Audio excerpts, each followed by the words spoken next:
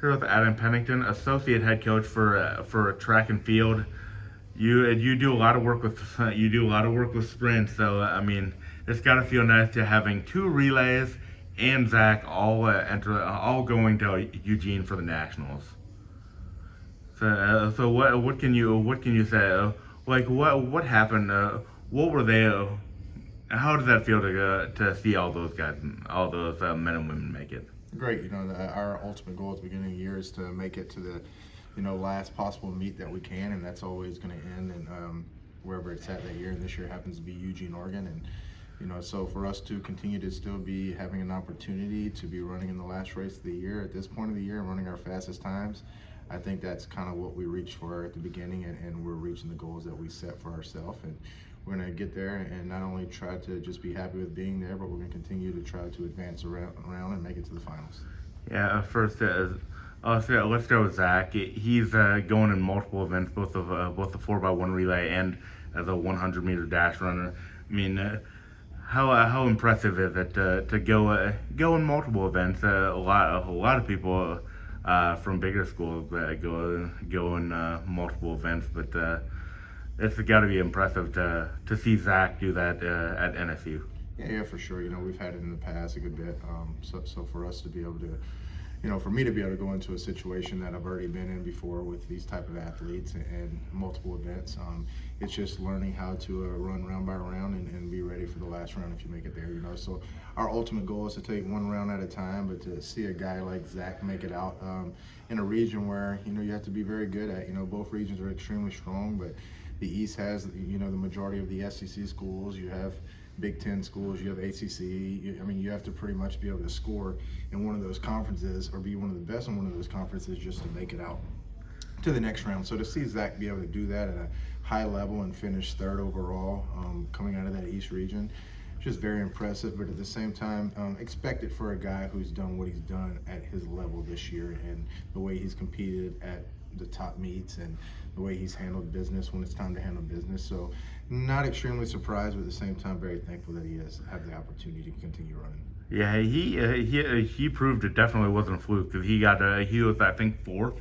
in prelims and then third overall. I think the top three came from his heat, I believe.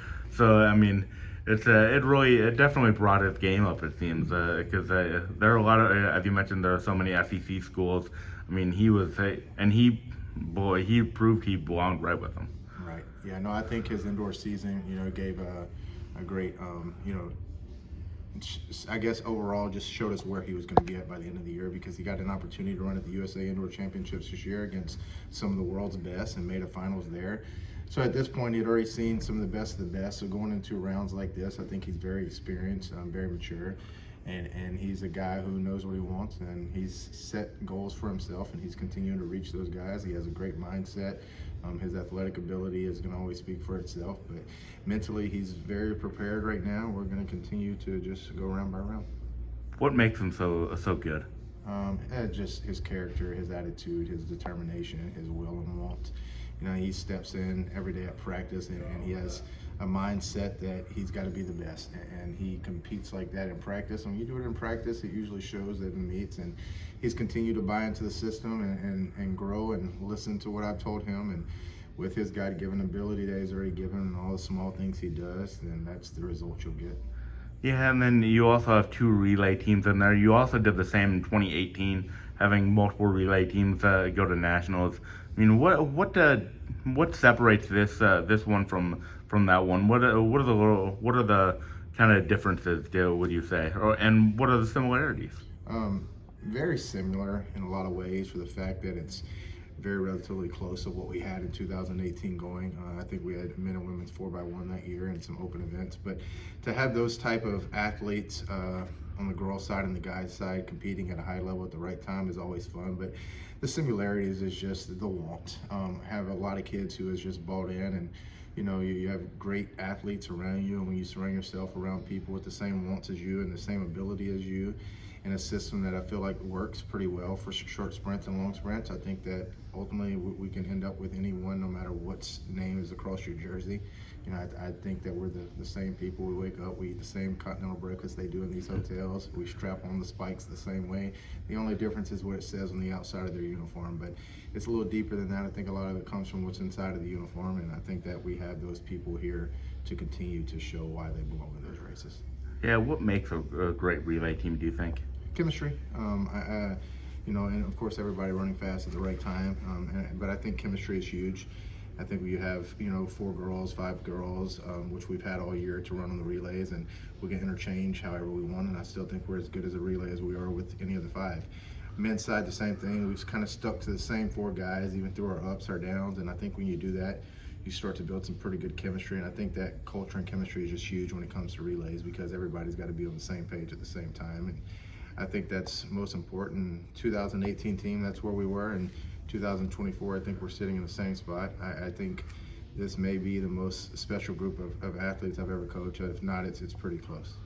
Yeah, what makes you mentioned chemistry on the women's side. I believe 3 of the Vanessa, Scenaria, and Megan were also on the relays last year. Trinasia is the only one who's different. What does she come in and really helped you kind of put you over the top in terms of that relay? Because you guys have broken the school and conference record multiple times. Yeah, I mean, for last year, I thought we ran very well, and we broke the conference record last year. And to know that we just broke that by 6 seconds, almost 7 compared to where we were last year, is just, you know, unbelievable in a way. But at the same time, this is what we plan to do.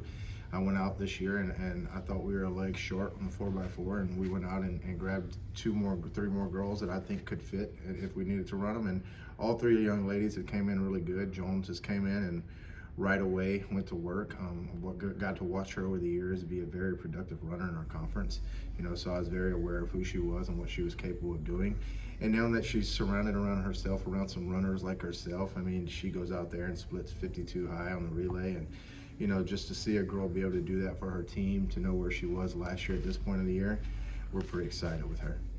Yeah, and lastly, I mean, what does it tell you that because Scenaria made last year, made it again this year? Obviously, she came up a little bit short in the 4x4 or in the 400 meter dash rather, but even though she ran like a second and a half faster.